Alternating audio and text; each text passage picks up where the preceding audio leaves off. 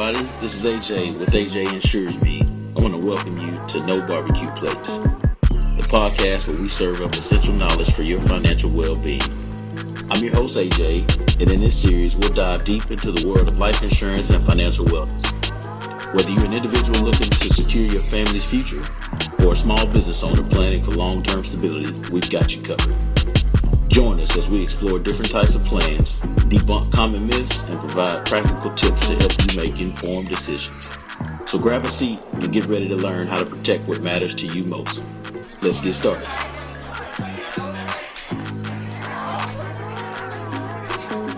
What's up, y'all? We have AJ here. We're going to do a little flip-flop today. This is AJ's show, but I'm going to be interviewing AJ today from the No BBQs podcast, No BBQ Plates podcast. AJ, we got so many people asking us, what the hell is No BBQ Plates? What is No BBQ Plates? I know on your show you touched on it a tad bit, but you gave a very PC answer. It wasn't very Mo City of you. So I need a real answer, a real explanation, in-depth explanation of what exactly is No BBQ Plates. Yeah, no, thank you for joining me today.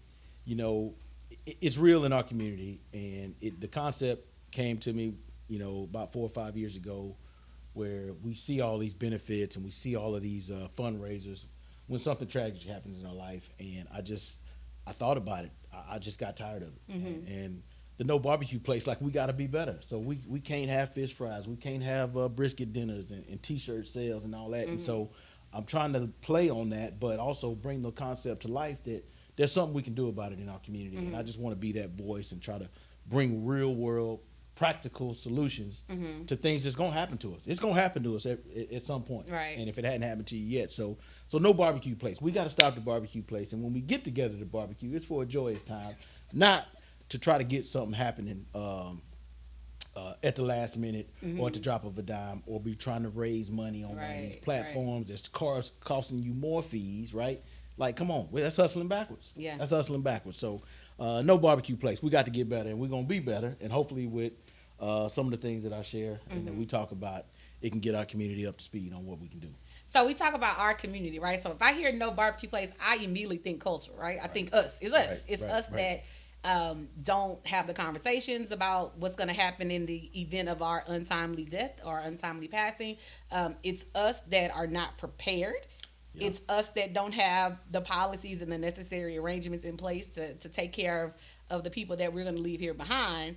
And so I think of No BBQ Place. I think of at a time where your mama and your aunties and your uncles should be grieving and properly putting you away. You got them sweating over the pit, hurting, crying over the potato salad, making plates to put you away. Right. Because you didn't handle business, or business was not handled for you. And that's costing more money, not just dollars, but also time and resources. You got to organize all that. You ain't really season the brisket and the ribs that good because you just trying to hurry up and get these plates sold. You know what I'm saying? So you doing the public a disservice by serving this unseasoned meat. You know what I'm saying? Because you cooking it so fast, and we done ran out of charcoal. And so all of that plays into poor planning, plays into all of that. And the potato salad ain't really right. You know what I'm saying? The macaroni and cheese too dry.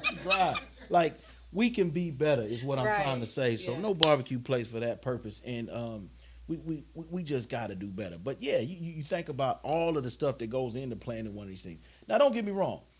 If you're in a community and there's some sort of movement or support from a community partner that wants to help the family because there's some little kids involved, by all means, that's what that's for. But when I see, Dante's family trying to sell some plates and T-shirts, and we letting go some balloons, all that's good, but come on, let's put all that thought and energy into having a meeting with somebody who can help you plan this and get the whole family together. Just like, cause we'll come together for all that quick. We will come together. We ain't been to no PTO meeting. We ain't been to no board meeting. We ain't been to no booster club meeting. But let somebody pass away. Yeah. Everybody pulling up. And everybody got to say. Everybody got an opinion. Come on. And ain't nobody got no dollars. It's only one person. And not one policy in the house. Oh, man. We got to be better. So then we get to the funeral home and we get hustled there because we don't have anything. Shout out to all my funeral home directors. I get it. Everything is a business. Let's not make them mad. Everything is a business. Right. But you got to understand what you're getting yourself into when you show up. it's a business for them. It's a transaction. Right. And they have to be numb to the fact of what's going on. But again, if you are not prepared, that's another cost factor the money got to come from somewhere. And you can't sell enough brisket to put nobody in the ground. I'm sorry. Especially no dry brisket. So back to the cultural thing. So I know everybody hates talking about death, right? Everybody, it's something that we just try to avoid, right? Yep. I remember maybe 2 summers ago, I made this TikTok video and I asked the people, have you planned for your death, right? And the video went viral. It is stupid numbers. But in that video, I specifically talked about this bag that I ordered off of Amazon. It's like a fireproof, waterproof bag. And in that bag, I have everything in there. And I call it my go-to bag, right? So I already told my kids. This is a conversation I had with my kids. Even though, us black people don't really like talking about that. Told my kids, hey, listen, if anything happens to me, suck it up for a minute. Go get this bag. Because everything you need to continue running this household is in this bag, right? I'm a single mom. I got 3 kids. Yep. Dry them tears right quick. Handle business. Go get my money from everybody you need to go get my money from because I plan for you. Yep. And then handle business, right? So why is it that us culturally, we do not like talking about death? I mean, it's scary, right? Nobody really wants to uncover the real truth of what's going on behind the doors in their household. But it's real. It's real. It's okay. Things happen. But the issue is when you don't learn from the mistakes that you had or when you don't break the generational curses, that's where we cause problems. And the kid comes up in this lifestyle or this environment and just repeats the same behavior that they see. We cannot shy away from these difficult conversations. And it's not easy, right? But we talk to our kids. I'm repping my daughter today, volleyball season coming up. But shout out to Erin. Hey, girl. We coming, North Texas. But we have these conversations just like you. We have a safe in our home, and they know exactly what to do. We've planned this out so that, yes, you're going to be shocked if something happens and mom and daddy don't come home, but you're not going to be unprepared. Right. You know what I mean? And we got family members that's in place to say, hey, you call uncle such and such, you call aunt such and such. They know they're going to help you facilitate this, but here's what it is. And the more you have those conversations, the better it's going to be. But also you're planting these seeds in your kids' heads that, hey, I need to handle my business when I become an adult. Right. And I need to be able to have these conversations. Just like you wait until you talk about the birds and the bees. It ain't no birds and no bees. This is y'all bumping fuzz in here, and this is what's going to happen. And we talking about it after you come on with that pregnancy test. Come on now. You mad because you didn't have a conversation with them. Yeah. You play stupid games, you win stupid prizes. Yeah, so the same thing happens when it comes to planning. We plan for so much other things in our life. We'll plan that cruise. We'll plan that vacation, that girl's trip, that fella's trip. We'll plan that for months. And won't talk about nothing of what happens if I get sick. So let's talk about like what it really costs when we don't prepare, when we don't talk, when we don't plan, we don't prepare. What are we looking at? I mean, just think about it. Like, think about it if you don't have credit. Think about it if you default on a loan. The next time you go get something, how much more they tell you got to put down. If you don't have any savings and your tires get on flat, you in a rut now. Now you don't have time to really go shop for the best tire deal, so you paying whatever the cost is at that moment. Right. Versus preparing. If you could trade $50 to $100 a month for several $100,000 worth of insurance versus somebody passing away, now you going to buy $25 briskets. You going to buy these styrofoam plates. I'm not letting it go. We're going to buy these styrofoam plates from one of your wholesale stores. Somebody got to make the flyer. Who gonna print the T-shirts? Somebody got to buy the T-shirts. Who buying the charcoal? You didn't bought a year's worth of life insurance. Yeah, in that moment. In 2 or 3 days. Yeah. You know what I'm saying? And then what you gonna do with all that meat when nobody buy the plates? I'm just saying, like, come on, we can do something about this. All these big families, I know we don't have big families no more like we used to, but get your siblings and uncles and all them together. Everybody can put $10 on it. You can split this up, but the cost of not preparing far outweighs the cost of having a conversation with somebody that can help you out. You know what I just thought about, going back to what we talked about culturally, right? I think, and I'm speaking for myself, my little portion of the black community, right? Yeah. We have a fear of trusting people, a fear of trusting companies, a fear of trusting these big entities, right? So when you tell me it's a gamble, right? It ain't the kind of gamble that I'm shooting dice out in the street or playing poker in the little hole in the walls. It's like I'm giving the man money every month in hopes that if something happens to me, this man is going to hold up his end of the bargain and take care of my family. For sure. And so we fear that. We fear trust. Like we've been screwed over for centuries, right? And so That's it's tough. a trust factor. So I wonder, I don't know, you're in the business. I wonder, like, when you're out talking to people, what is probably like one of the top 3 factors of people being hesitant to purchase life insurance or something like that? Number one is the fear factor, Okay. right? 2, I think people just don't inherently want to talk about death, but it's gonna happen. We just all right now we in that dash of our life, and 3, really not understanding, right? And I'm not saying this just because it's me and I'm in the business, but anybody that knows me knows how I've lived my life. I'm gonna keep it real with you the best way I can, right? And I'm starting this concept and bringing it to light because I'm having real conversations with people. I'm not gonna talk over your head. I'm not gonna use industry terms. I want to have these conversations just like I would if we was in the living room or if we was at a sports bar, and tell you options that you can do or take or measures you can take to help your family out. And so when you find, and there's a lot of people like that in the industry. Everybody is not. You have true salespeople, and it's transactional. I will not take any dollars from anyone until they are fully comfortable with the concept that we put in place, right? Because I need you to be fully on board with the plan that we set out. And it's overwhelming because it's a lot. And especially now, so much information is being fed to us on these phones, at work. You get so many things in the mail. I mean, because it's all transactional, right? And if you don't know who to go talk to, you stuck. And so then what we do, we just sit on our hands. Yeah. Right? We sit on our hands and then we just, they got these other platforms. If something happened, we just gonna have to try to figure it out. Yeah. And we got to do better. We got to do better. So we talk about planning, right? And a lot of us, especially, we think that, oh, well, I work. I got a good job. I got benefits through my job. I got a little life insurance policy through my job, and that's enough. I don't need anything else. And I know I talked to you personally on several occasions because, I'm a school teacher. Right. And we get a little something, but we don't get a whole bunch of something, right? And so if I decide to quit tomorrow, or if they fire me, because, I be telling people I'm on the thin line with this podcast stuff, right? They probably one day I'm going to get that call that say, come on down to HR. Yep. But then that's all I have, because that's where everything was. All my trust and all my money has gone to that company. Correct. In the hopes that, something happened to me, they were going to take care of my kids. So how important is it for people to have policies outside of their businesses or their companies? My best correlation to that is just from my playing days. It's all good when you're in the league. You get all these benefits, you get the Gatorade and the shirts and the towels. The day your services are no longer needed, that's your last check for the most part, and your benefits are probably going to expire a few months after that. Very few companies have things in place where your benefits will outlast your time of service there.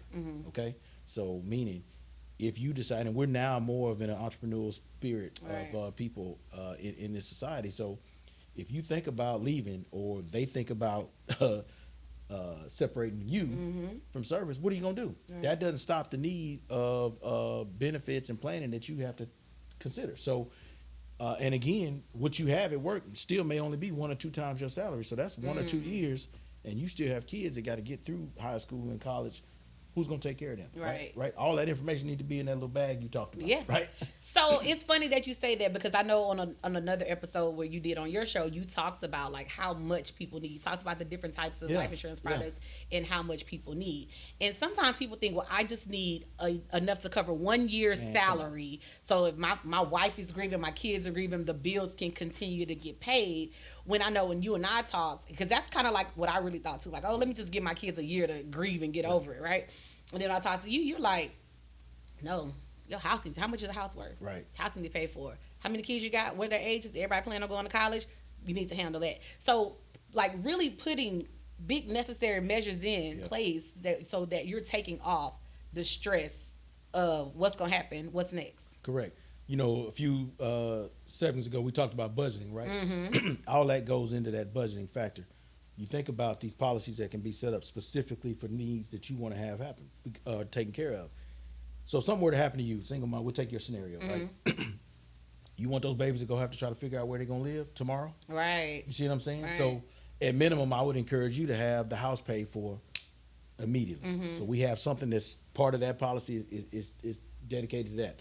Now, you may not be able to control if they still gonna have a desire to go to college, right? You would want them to, so maybe you want to factor that in. It's 50 to 75,000 a kid, I think, at least for a basic college, right? Yeah. Right. I got 3 in there, or two gone, but 1 in there right now. But so you have to plan all of these things out, and you put that into a policy, and then people say, well, just 1 year, okay, it's gonna take a year or 2 of grieving, right? And so what's gonna happen in year 3 or 4 or 5? And so that year is gone quick because those bills don't stop. Right. Centerpoint and T-Mobile and all, they're not gonna stop. You know what I mean? So keep that in mind when you're planning. Keep that in mind when you're budgeting. But life insurance and other plans can give you a trade-off for a certain set of dollars for thousands of dollars in a time of need. Yeah.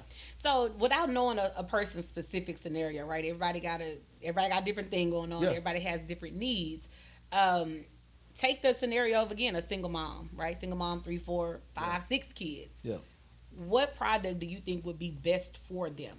Like, what type of life insurance policy do you think would be best for them? When you talk about your term life, your whole life, your universe, you named a whole bunch of stuff on one of your previous episodes, and I just kind of want to make sure that everybody understands. If we don't have anything in place, I highly encourage term. That'll at least get us started. And the reason why is because it's the most affordable entry point into protecting your family, and it solves 2 issues.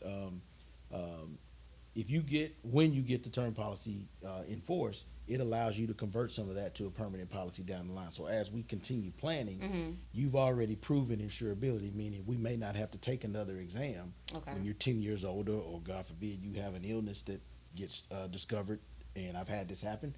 Now you can convert some of that policy into a permanent policy that's taken care of for the rest of your life. Or I started skydiving, but I wasn't skydiving 5 years ago. I ain't got to disclose that. You want to be on American Ninja Warrior and all this kind of stuff. And so we got some things already in place. But at bare minimum, term is the easiest entry point. So I suggest that. And then we look at it. We start now just breaking it down. How much is left on your house? We can sell those cars. I ain't worried about the cars. But I don't want those babies having to figure out where they're going to sleep. Right. You know what I mean? Right. Because if they got a roof over their head, we can still now go figure out something. I know you didn't taught them how to cook. Single moms don't understand the value that they hold. You the CEO, you the chef, you the caretaker, the doctor. You know what I mean? Like all of that, the financer. And so all of these things got to get replaced overnight. But at minimum, these babies got somewhere to sleep for the rest of their life. Right. And then they can go plan the rest of their life accordingly based off of what you left behind. And that's the importance also about talking to your kids about the inevitable, right? Sell this house. Don't sell my shit. But I tell people, my mom was a CFO, right? So my mom's been in finance all her life. My dad was in military government. So things like that have been discussed to us all of our lives. And that's kind of an important thing that made me want to make sure that I put that in place with my kids. And then I always tell this story too, but I remember my senior year in high school, my favorite aunt in the world passed away. She passed away in a house fire. And I'll never forget that my cousin, her only child, was able to go into the closet because she remembered what her mom told her and go to that fireproof safe that they had, and every single thing was in that safe. Like, I'm grieving, my mom just passed away, I'm hurt, I'm all of these things, but I remember that I needed to compose myself enough because my mom told me where to go get the stuff. And when I say every single thing was laid out to the T, and that's in my go bag for my kids, I have folders and I have sticky notes on each folder. Here's even my oldest son with his taxes, I do his taxes. Hey, here's your taxes. Here's your information for your taxes. Here's your login, username, password. Boom, sticky note. Here is your car insurance. Here's all the information for the car insurance. Sticky note. Here's this. This policy is with AJ. Go call AJ. This policy is with the school district. Go down there and talk to this person. But making sure that you have those things laid out like that. And even telling your family, hey, let's get together one weekend. Let's throw this dry brisket on the bit and let's sit down and everybody put their paperwork together. And I've even gotten to the point with my family, I'm like, hey, you know what, y'all? Let's go to Google Drive. Let's create a family folder in a Google Drive and everybody drop their stuff there. Because you my cousin in Dallas, but you got down here in Houston. I need to know what you want us to do. Yeah. What do you have in place, and what do you need us to do? Yeah. So talking to your kids is so very important. Yeah, and the things you talked about playing, I can tell you a teacher. You got everything in order and then playing, but it's not talked about enough. We get together for all of these things, and now my family knows at some point you come to my house and we chopping it up. I'm gonna ask. It's gonna come out. Hey man, because I don't want no surprises. Right. Somebody's gonna be left behind to take care of whatever it is, and we family, we're gonna take care of it. But take the time on one of them rainy days when you used to clean the house, or when it's time to do whatever you've been putting off. Just take a little bit of time, right? And you might not get it all done in one day, right. But start building a list of things that you have, because now you may discover what you don't have. You thought you had something. Things been coming out your bank account for all these years, and you don't know what it was, right? And I think, I can speak really confidently about this now, because I lost my mother-in-law almost 2 years ago now, and we lost a good family friend shortly after that, and we saw these things come to play. But the plan was already there, right? And so you kind of understood what needed to happen. We have on our family calendar, we got a family email. Once a month, we have a meeting with the kids, just on, not just about this stuff, but just, hey, what's going on with your life? How's the job going? How's school going? And sometimes this stuff comes up, but it allows us to get together on a Tuesday night, Wednesday night, or whatever it is, 9 o'clock at night, 15, 20 minutes, and we all just chopping it up. We got to do these things so that it brings everybody together. You mean you want people to talk to their kids? I mean, come on. You don't talk to them, somebody else. People don't like talking to their kids. Somebody else will. Oh, okay. So just for a little bit. I'm just saying. Just for a little bit. That's what they be writing in their journals, that their parents don't like talking to them. Hey, well, I mean, you do it on Zoom. That way you don't have to be in the same room. So, but again, let's go back to the education, right? Yeah.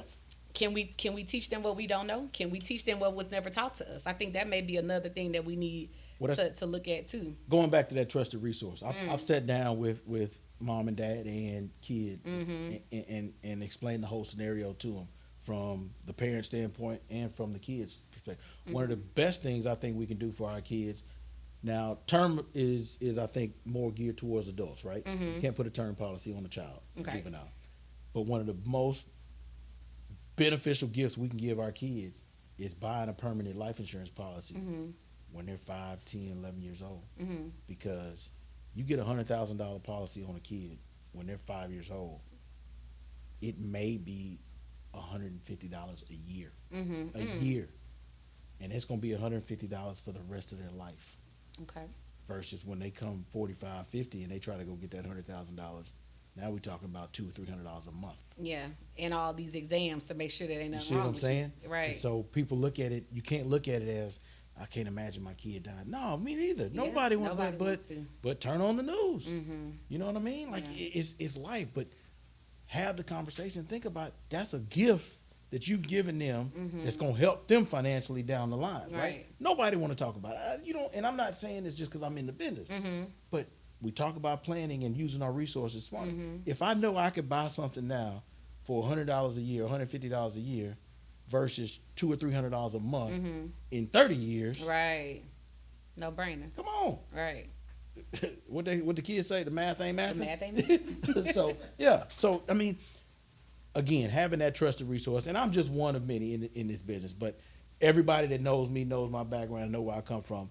I'm not gonna sugarcoat it. I'm gonna shoot you straight. And I've had plenty of conversations with folks in my office, in their living room, who don't use me. I'll answer every question they have, and they'll go to whoever, and that's fine. But I know I'm gonna give them sound advice, right? And give them practical things that they can go take. And then as soon as you get out of my office, you go look at YouTube and you go talk to somebody who in their basement, right? Who's not licensed to talk about this stuff, but has read a bunch of books, and it may be good, maybe not, but you get hustled, and then now you start back over. Now we're selling barbecue plates because you're covered. Again, styrofoam and broke. You know what I'm saying? It's leaking. Man, come on, man. I'm not doing it, and I'm not doing it. They know now.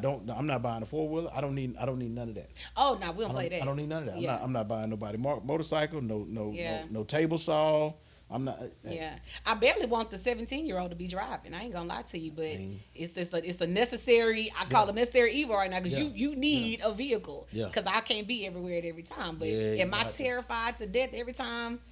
I'm tracking your location, making sure you're getting where you're supposed to get. It's a terrible feeling. Yeah, you're gonna have to put them behind that wheel though. Oh yeah, he got to. He had to. Yeah, Now, my car insurance is higher than giraffe. Yeah, We talk about that later. That's a whole nother, We talk about that later. Oh Jesus. Okay, so let's get to beneficiaries, but I want to talk more before we get into beneficiaries because I got something I want to say about that. But I want to talk about the importance of making sure that the people understand the contingencies, right? When you write out your life insurance policy, right? Who do you have? You have the beneficiaries, but this person can get this percentage contingent upon this person not being here or vice versa. So can we talk about and make sure that the people understand contingencies? I want to talk more about that. Don't talk about the beneficiaries. I got something to say before you start beneficiary. Contingency. So yeah, you've really found out who love you or not if you go look at their life policy. I mean, on the cool, like you just straight up. You say, "Mom, who you been? Who your favorite? Yeah. Who your favorite?" You look at the percentages real quick, and you now you talking about a conversation to be had. You know what I mean? But no, it's every contract. It's a contract, right? So every contract has primary and contingent beneficiaries, and within that, it's percentages that equal 100% to determine who gets what. Right. And you have to know that person's social, birthday, and where they live, and all that kind of stuff. But essentially, the policy owner gets to set who the primary and contingent is. The contingent is in place should the primary not be there. So, for example, parents put policies on their kids, right? And so you may be the primary beneficiary, and the siblings may be the contingents. Right. Should I not be around if that policy is enacted? Right? So, yeah, but you set those percentages. But yeah, you want to open up another can. You go ask somebody who, you know, ask aunt whoever, you know, who's on that policy, right? And you figure out what how they feel about you. Yeah. You figure out where you stand. I know my parents used to always joke. My father has passed away now, but my mom still makes a joke like, all right, who gonna be on the floor in the corner crying? They ain't gonna be able to get up and go get my money. Okay, can't be your brother. Yep. Your sister gonna be all over the place. You the only unhinged one that's gonna handle business. So maybe, and I don't want no mess because I think siblings, mom, we're 33%. I don't want no mess from y'all. Yeah. Somebody gotta be 34 if you got that. Yeah, well, yeah. So I don't. When you talk about your kids and who's going to be the responsible party and who you know is going to look after the other person, you got to think about how you dishing those contingencies. Well, you raise these kids, right? So it's you get what you get. Don't throw a fit. But money make people act funny though. It change. Money folks. changes. Yeah, it changes, and so. You know your kids' personalities. You know how they are, but again, I go back to these conversations, and we're not perfect by any means. Right. But we try to make it a point to have as many of these scenarios come up and talked about, so that they don't have no bickering if something were to happen. Yeah. Right? Because like we not gonna do that. You know what I mean? Y'all handle your business. Yeah. Take care of each other. Take care of your Take little brother. care of each other. You know what I'm saying? And this, you in charge. You next. Yeah. You go do it, you know what I'm saying? And that's it. Right. If y'all choose to flip, I've seen it where there's families that's got a property in place and grandma or auntie may pass and said, hey, all y'all own the property and y'all pay taxes accordingly in oldest to youngest. If you miss a year, you off the road. So don't get to wow. So you can put these things. I have uncles that have written out drawing a blank now, not promissory notes, but sort of a will, right? And you can strictly say $25,000 is going to you know, my niece over here, and she can't touch it until she go to college.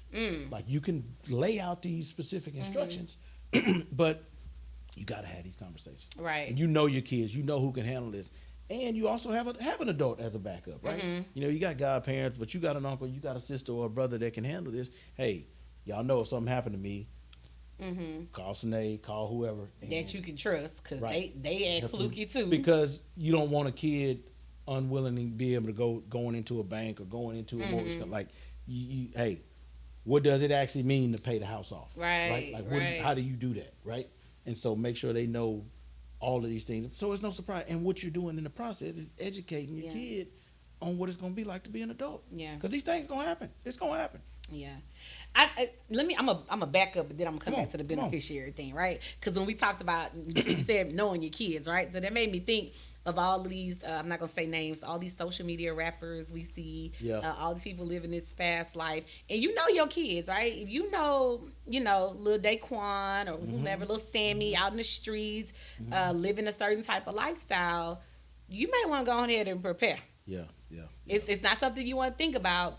But if your little baby making YouTube raps where he talking about, unaliving people at their grave sites and, all these other things, you may want to expect that. And you also got to understand, these life insurance companies have underwriters that do extensive research. And so talk about that. If a contract comes up and it's a no, it can't be biased, but if a contract comes up and they ask specifically, what are your lifestyle? What do you do for a living? What do you do for a living? How do you earn income?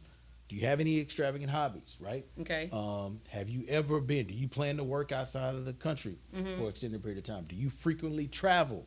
What do you do? And if it gives them reason to start doing research, okay, they pull your driving record, right? So if your license is suspended, but you out here, you rented the Lamborghini, but you can't drive it in the video. You know what I'm saying? So they going to find out. Right. And so you talk to your kid. Everybody can go make them money. Do what you do. We in an entertainment rich world right now. But you may become uninsurable at some point. If you're talking about what you're going to do to people, who's going to take that risk? Right. You see what I'm saying? Or you going to pay a little bit more for it. Okay, so tell me about that. So what other reasons could people be deemed as uninsurable? High profile celebrities. Okay. And not uninsurable. There's just going to be a cost associated with it. But I mean, if you skydive for a living, I mean, come on. Yeah. You know what I'm saying? Yeah. Like it is. Would you put yourself in that situation? Would you want to take on that investment, that risk, if you knew somebody is a stunt double? Right. You know what I'm saying? Right. Out here jumping off mountains and doing these YouTube. You see these YouTube videos, people jumping off doing cliffs. all kind of crazy. Man, come on, man. Yeah. First of all, I don't know where their mama's at because I ain't no way I'm jumping off a cliff for a video or some likes. So these people jumping off these buildings, you one slip away from busting your head to the white man. So, your lifestyle is going to dictate the cost of insurance and what you can get covered. Okay. For sure. Okay. All right. So now I'm about to be a little messy. Uh-oh. Okay. Get your little drink. Right. So on another episode you did, a previous episode you did, you just touched on it. You be real PC, so I know your audience is like, let me be professional over here, but I know you, right? Willow Ridge, Mo City's finest. I know you. You tapped on talking about beneficiaries and talking about out here in the streets doing uncle activities, right? Uncle activities. And everybody, if you don't know what an uncle activity is, y'all know y'all got the uncle that got 3 kids that's the same age, and only one of them by your auntie, right? Uncle activity. Sancho. Outside. So when uncles put auntie as 90% beneficiary, but then put side chick as 10% beneficiary, or auntie got 80% and side chick number 1 got 10%, side chick number 2 got 10%. But when you and auntie had that conversation, auntie knows that there's $100,000 life insurance policy somewhere. So when she go into the plant to collect ask the people about your $100,000, and they say, oh no ma'am, here your $80,000 check, and auntie like, oh no, there's $20,000 missing. And Bernie Mac says it's gonna be trouble. It's gonna be trouble. But the thing is, uncle, you gonna be with the Lord, and you ain't got to explain nothing, and nobody can give auntie an explanation because auntie cannot be told where and who that money went to. You don't think they're gonna come together at the funeral and all? Man, you are brave. Well, I've seen. Here's the thing, though. Here's where that would cause some issue. But I've seen it happen. Right. At some point, whoever is listed is gonna have to have access to the death certificate. You see what I'm saying? And so now we getting real. You say you want to get real. Let's. I'm gonna make it as plain. What the preacher say? Let's make it plain. Please. I'm not a preacher, so let me. But I'm gonna try to make it as plain as possible. All right. The proceeds get issued when the death certificate is produced. Okay. Right. They'll do their quick, make sure there was no foul play, anything like that. So if you have people listed on your policy, first of all, if you're married, the spouse would have to sign off on someone else being a beneficiary if she's not listed, if the spouse is not listed as the primary. That's number one.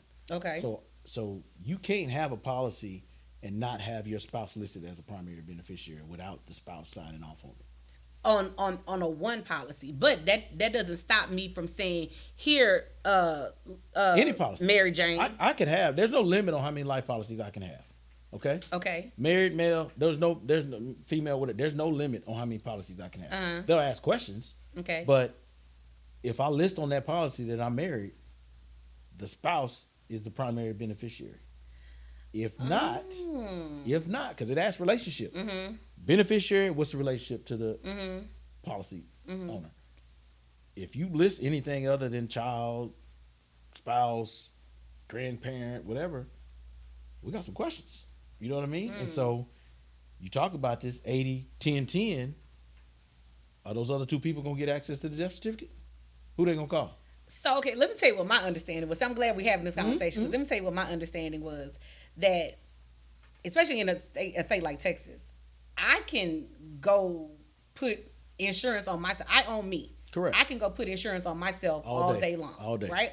And because I own me, I own this policy. And I can dictate who gets this from me or not. Correct. If you're not married. If I'm not married. Okay. If you're not married. But if I'm married. So let's talk about a scenario if you got an ex involved. And you say, I need my ex out here living his life, whatever, living her life. I need to put an insurance policy on that person. You can't do it without their consent. You can own the policy if they agree to it and sign off on it. You can own the policy. You can pay for it all day, every day. They have to agree to have this policy listed with you being the beneficiary, and there's no formal relationship anymore. You follow me? So there's some nuances there. So if you talk about somebody that you want to take care of, that you've been taking care of while you're on this side of the ground, who is that person going to call to get the death certificate? So that they can get their proceeds. Because life insurance is going to know, because that 80% person is probably going to have the death certificate. Right. But that's all they're going to get is that 80%. Right? And so the life insurance company may say, hey, do you know these other two people? We have other proceeds to. And then. Now it's a mess. What are we going to do? Now it's a mess. Because, okay, and I also thought that if you were listed. So let's say, and this is not me, because I don't play with y'all husbands because they broke anyway. If I'm listed, if this were me, and I'm listed and I'm having conversations with Uncle Joe, and Uncle Joe done already told me, baby girl, I'm going to take care of you. Baby girl, this is what's for you, right? So I know that there's a policy that exists, and I know that my name is on it. And I march myself down to the Human Resources or the Benefits Office and say, hi, I'm Sarah, and Uncle Joe said my name was listed on this policy. Because I'm listed on the policy, I thought that I was able to get access to a death certificate because I'm listed as a beneficiary of a policy. You may be able to. Okay. You may be able to, but typically the most closest next to kin is facilitating that, right? Like, was you at the hospital with them when they passed? Was you at the house when the sheriff came and got them? When they passed? Like, you know what I'm saying? Right. How, if you aren't that primary source, you could know, all good and well that policy been enforced and you've been a beneficiary for 30 years. He done passed away in Oklahoma somewhere.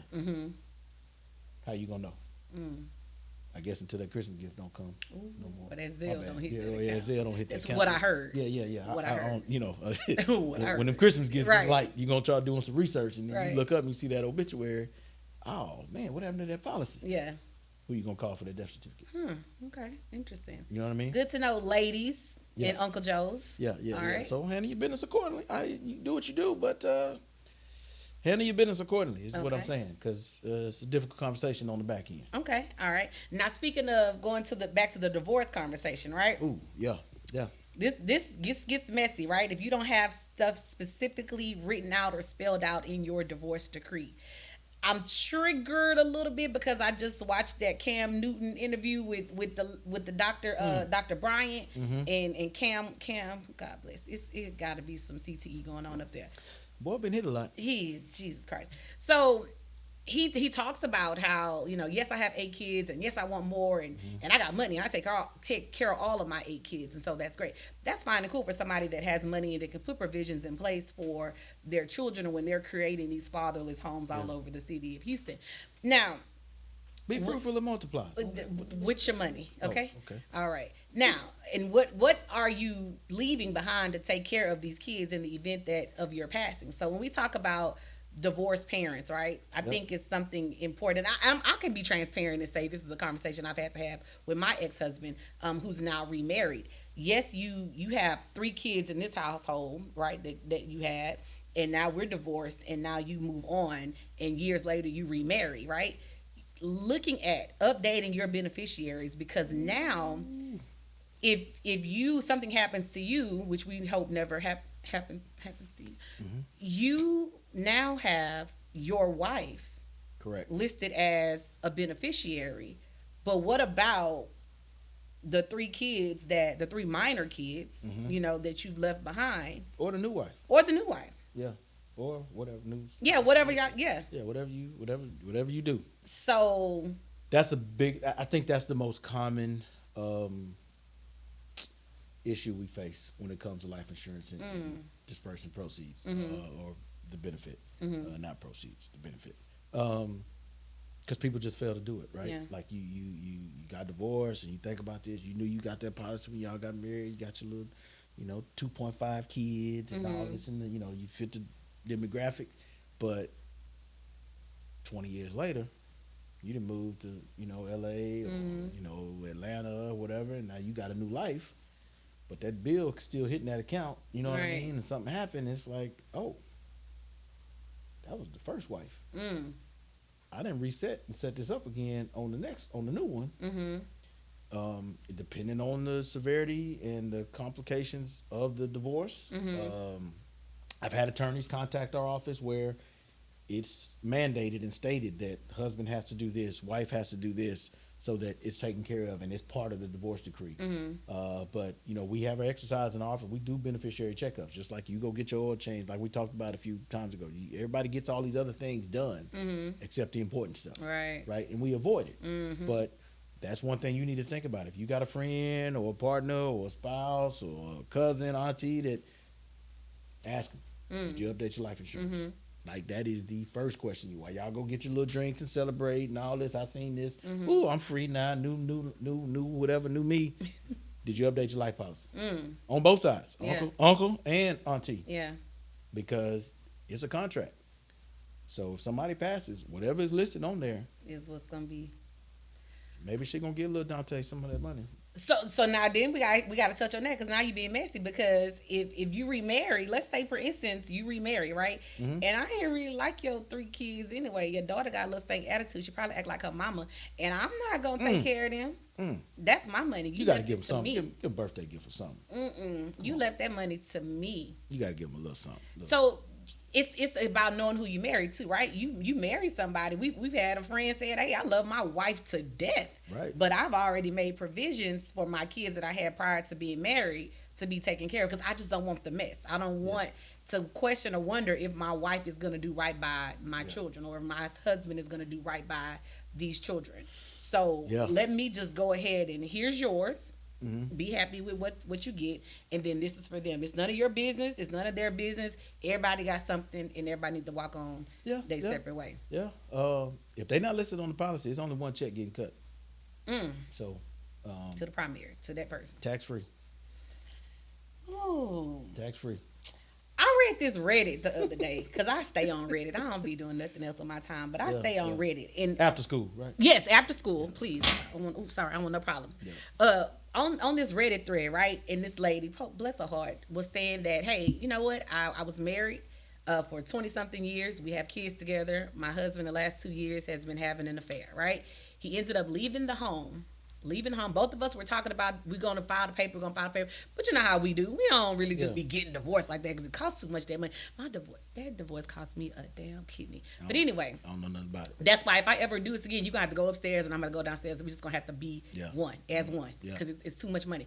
But anyway, this lady said that, her husband ended up leaving the house. They owned their home. He ended up he had another house on the side, and that's where the new lady lived, and they had an infant together. So they had a little new 2-year-old or toddler or something like that. But he died unexpectedly, right?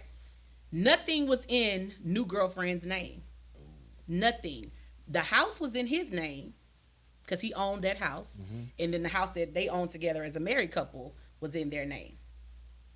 So she says, should I continue letting this lady live in this house because she was wrong for messing with a married man. She knew what he had to do, but he was at that point he was living with her at that house, and they weren't legally divorced. And she said they have a 2-year-old. But even though everything was left in my name, nothing lists that kid, nothing lists her, everything goes to me. Don't punish that baby. Don't punish that. And so the comments were like, wow, I said, damn, people ain't. Oh, they ruthless. Like, people are ruthless. You had a good chunk of people saying, you know what? And the lady was very honest. She said, the house, I don't care about letting them stay there. I know some people are going to say I'm stupid. She said, but I don't want that house. That's their house. That has nothing to do with me. And it's a roof over that child's head. And I know my husband has been taking care of this baby. And so it would be wrong of me to take that away. So some people were like, well, charge your rent. If you're gonna stay there. And she said, well, should I give some money to continue taking care of the baby? And people were like, well, no, if you're letting her stay there for free, or if you're charging her the bare minimum of rent, she should be able to, figure out the rest. And if you want to give him some money, put it in the trust. I mean, you can get these splitting here, but at the end of the day, and we have this happen, especially when property is involved and somebody passes away, and you start fighting. We talked about how money changes folks, and I've had people of all walks of life turn sideways on who keeping the little rent house in Hitchcock. Wow. You know what I'm saying? Just because I've been over there I change the doorknobs every time he called. Now, you know what I'm saying? Yeah. And it's just it goes sideways. Okay. But you got to figure out what we trying to accomplish at the end of the day. Right. That baby didn't choose that life. Yeah. The trust and moving all that money around. I mean, you create who gonna keep up with the trust? Who's going to facilitate that, organize that, set that up? You got to figure out how much involved you still want to be. Because the more you carry it on, the more you still going to be involved with it. Right? I think you might just have to draw a line in the sand and create that separation. And, hey, congratulations, you got a house. We wish y'all all the best. And let me move on about my life. That's crazy. I don't know if I could be that big of a woman. Yeah, I mean, I don't, That's why you don't do your uncle activities. Hey. Or go to divorce. Black people, we don't ever want to just divorce. If you divorce, that just cuts that out. Because they say, that I mean, that's what they say. I don't know. Okay. It just people don't want to handle the hard stuff. Yeah, the hard conversation. It's hard. Yeah. It's hard, and when you really, the grass ain't always greener. Yeah. And I don't understand how. I don't even know how you could get attached to somebody again. After you've been broke, after you get divorced and they take you for broke. Yeah, I mean, and then you got to start all that all over. Well, we're gonna have this conversation on another episode then, because I could tell you. I can't do it. I can tell you, because there ain't nothing like I ain't going nowhere. Fighting for your life financially to get up out of a situation you don't want to be in. I feel you. I guess it's just and it costing you about $80,000. I'm getting triggered.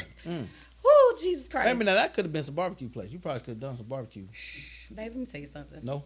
I paid that Lord. Okay. I ran, all right. Laced up these dunks and just ran. Got your food truck. Now you can start some barbecue place for my life. Right. Oh Lord. Right. Anyway, barbecue place. Look. So let's go back to talking about trust, right? And if people are looking for starting to plan right now, let's say we got some people that's gonna watch this and they like, you know what, I don't have a plan, but now I want to go ahead and immediately put something into place. How small can they start? How soon can they start? How soon can they get covered? And I'm gonna throw a bunch of loaded questions at you, teacher, me gonna come at you. And then after I do all of that, what can I look for if I want to find a trusted financial advisor, life insurance policy, life insurance agent? Like, what do I need to do? Tell the people what they need to know. You got to take the same approach that you do with your body. Like, and literally, a guy don't go to a barbershop just off the whim, right? You looking at who head he done chopped up. You don't go get your hair done from somebody just because they say they do hair, right? Right. You don't get your nails done. Or my lashes, baby. All of that, right? Trust. And so everything that your doctor, we put all of this effort into that and don't do it the same because we're looking for something quick when it comes to insurance most of the time. But we got to take the same approach on the life insurance and our retirement planning and things like that because it is going to happen. Right. You're going to get laid off, maybe. I hope you don't. You could get laid off. Somebody is going to pass away. Somebody is going to get sick. And so you got to vet out your resources. Look at who Look at who in your family you feel like is taking care of their business financially, and figure out who they talk to. Yeah. Right. Repeat it. Don't make it harder than what it is. And people say, "Well, I don't know where to start with." Start today. We've been doing this, I think, maybe 3 or 4 weeks, and there's some folks that ain't took one piece of advice yet. Right. And I'm just talking. My goal in this whole thing was to just talk, get it off my chest, and so that at least the people that I know that is in my circle can say, if I tap out of here tomorrow, right, man, AJ at least gave me something to hold on to. You know what I mean? That's all I want to do. And if you don't at least ask the people in your own circle what they're doing, you're not even trying. And if everybody in your circle don't know, you need to change the now circle. We got a different circle. Yeah, you need to move around because ain't nobody there helping anybody. Yeah. And that's you only as good as the people around you, right? And so if that's the case, which it happens, you're around a bunch of folks. I've been at the bar with folks, and it's literally, I understand, it's folks that just truly don't know. Yeah. They have no idea where to start. They never had the conversation with their parents, and if they feel like somebody knows they have a bunch of assets or they have this wealth, they feel like somebody's going to try to take advantage of it, which I get because it happens all day. Yeah.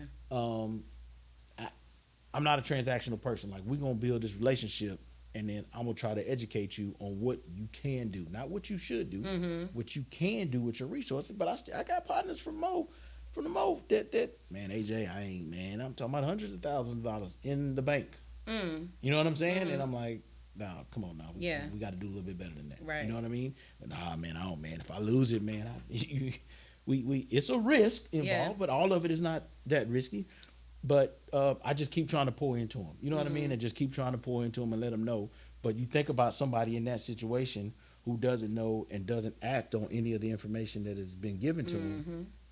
Their kid is going to grow up the same way. Yeah. And so then we just keep repeating the process. But so I just encourage folks, the same level of care and research that you take to go find out who's going to be your primary care physician, who's going to babysit your kids, who is going to train your kids, all that research we put into, we figure out who the next football trainer is or who can cut hair. We going to look at all the videos and ask all the questions. And pay them upwards of $600-$700 a month. All day, every day. A month. Every day. Yeah. Every day. How much life insurance could that be? Come on. That's crazy. Come on. Or how much of that could you have invested in a college fund for them? If I took half of that and put it in, or just put it into just your emergency fund. I mean, anything. Yeah. But that is tough. It's hard to find somebody to trust, especially when you find it, because you worked hard for this. Especially, so we got 3 phases of clients, right? The people who are just starting out that don't know what to do. I got folks who are in the accumulation phase that just want to make sure that it's working for them, and then we got the distribution phase. Everybody who's accumulated all this wealth over their 30, 40 years of working. Now, how can I make sure I don't outlive it? Yeah. Right? And so all of these segments of folks are at different walks, and they still sometimes don't know who to talk to because they've only trusted what the human resources said at their job. Yeah. They haven't talked to anybody else, ever. And they're not going to educate you. Come on, man. Because I know where I work, there's no education. You know how many companies they work with? Yeah. Sign this paper. How much you want coming out your check? That's it. Here. Or you can click on the little eye. If you're signing up online, click on the little eye. It'll give you a little drop down with about a quick little blurb. Yeah, but nobody is knowledgeable there to give you the information that you need. And quite frankly, they can't. Because they can't be held responsible for the choices you make on your account. You see what I'm saying? Like it's they can't tell you to add your kids to the health plan, or they give you the option. Right. They can't tell you to take 2% out for your TRS or 401k or 3%. Which they can tell you can take up to 6%. They're not gonna tell you what to do. They're not gonna tell you what fund. They're gonna tell when you think you're gonna retire. Oh, 2040.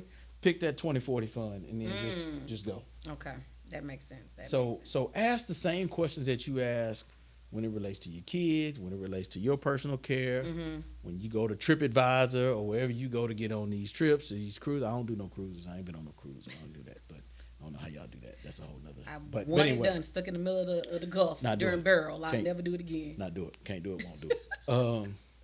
But that same level of detail that we take when it's something we really want to have happen, go get this outfit or whatever we go do. take a little bit of time and go talk to somebody. Yeah. So now that we have this, and I feel like we could continue going on and on about this, because I feel like, especially like if we go back to culture, it's real. It's so much that our people don't know. How much we spending on lashes and nails and boho knotless braids, and how much we spending on a Gucci belt or Balenciaga sneakers for our kid to be cool on the first day of school. $100 spray ground backpacks. No, fam. $100 spray ground backpacks, right? And they want a new one every school year. I told my kids this year, hey, go put them in the washer. And y'all could switch, so that way nobody knows that you had that one. So now you could be SpongeBob and you could be Rugrats, and y'all go put them backpacks in the washer, because we can't keep doing that. I ain't got it. You better learn somebody. I tell this story all the time when I go talk. When I got to the league, the first vehicle I bought was a Volkswagen Passat. Okay. And they laughed at me so hard. I'm playing for the Miami Dolphins. I'm going car shopping. I'm looking. I'm in the Benz dealership. I go to the Beamer dealership, and I'm looking. I'm like, these boys talking about $700 a month, $800. I said, man, no, player, because if they cut me, it's a wrap. Right. You know what I'm saying? Now I know I can go get a job if I do it. I'll pull over to this Volkswagen dealership, and boys was talking about like $215 a month. I said, shit, that's if I get cut, I can make this tomorrow. Yeah. You know, I can go make me $200 a month. And I pulled up in, I put some 10 on it, and it was just because I knew every day I was there was borrowed time. I knew I could be there. I knew I was supposed to be there. I rented an apartment right across the street from the facility. I walked to practice. Because I ain't no flash. I mean, look, I spent all my money on my family being able to travel with us, and these people, you'll get caught up in trying to stay up with everybody, and you got more purses and shoes and belts in your closet than you have in life insurance. Or that you have in a retirement plan. You see what I'm saying? And I'm not knocking it, because it's do what you do, but I'm saying you can't be upset when something happened. Right. And nobody contributed to that online fundraiser. Are we paying $1,500 a month for a Hellcat? Or ain't nobody SRT, ain't no life insurance. And you mad because ain't nobody buying no barbecue. Guys, AJ said go ahead and start seasoning the brisket up I'm now. just saying. So we can be ready. It's real, and it's easy for me to talk about it because this is what I do, but I see it every day also. Yeah. I see the other side of it. Yeah. And it ain't fun. When they come into the office and it's nice. Figure out what happened. Why didn't he do? Yeah. I thought we. Hey. Yeah. It's too late now. Yeah. If you knew the day you were gonna die, would you buy the insurance? That's a good question. You know what I'm saying? Right. And it's not just life insurance. It's planning. Some people don't believe in life insurance. I know there are some certain religions that don't believe in life insurance, but they believe in saving money. And so if it's not in the form of a life policy, life insurance is just the biggest gap of where you can trade dollars for a substantial amount of a larger sum, if you will. But people got to trust somebody. You got to take the care, and all this flossing and all that is good, but you can't be flossing on a t-shirt. I was about to say something, but it wouldn't be appropriate to say, because I'm just saying. be flossing on the t-shirt. I'm just saying. That's the last image we have of you on Instagram with all your money like that. But you asking me for a GoFundMe, I got a problem with that. We got to do better than that. Anyway, don't get me started. How can the people reach you, AJ, so we can find out more about No BBQ Plates, maybe come into the office and have a conversation with you? You can find us on Instagram, TikTok, all social media, YouTube channel, No BBQ Plates. I have a link to my calendar there. No obligation. Anybody that's ever talked to me, you can go put it. If you see this video and you talk to me, you can let them know. I'm not going to pressure you into doing a doggone thing, but I'm going to try to educate you the best way I can. You can pick a time that works for you. My calendar is live. Now I'm active, so I'm out here. I travel a lot. I got clients all over the state. We're in Texas. We're in Georgia, Florida, Tennessee, California. I'm happy to help answer any questions that you have. Get at us, No BBQ Plates, or AJ Insures Me, and we're going to help you out. All right. Well, it's been fun. Thank you. Hopefully we educated some people. I hope so. And I hope they reach out to you. Yeah, we're going to come. Y'all better talk about it. I don't want to hear no excuses. We ain't selling no barbecue plates. No barbecue, no dry barbecue for sure. Bye, y'all. All right. Oh, man. That was fun. Farmers Financial Solutions, LLC, is a broker-dealer registered with the Securities and Exchange Commission, Financial Industry Regulatory Authority, Municipal Securities Rulemaking Board, and State Securities Divisions. FFS offers brokerage services for buying and selling securities. FFS is also a general insurance agency licensed in multiple states that Farmers operates. FFS offers a limited selection of investments. Other firms could offer a wider range of choices. FFS is engaged solely in the sale of variable universal life insurance policies annuity contracts, mutual funds, and municipal fund securities. Recommendations offered by FFS are limited to these products. You make the ultimate decision regarding the purchase or sale of investments. FFS does not provide monitoring services, take discretionary investment authority, and/or impose account minimums or other account requirements other than the minimum or restrictions required by product sponsors.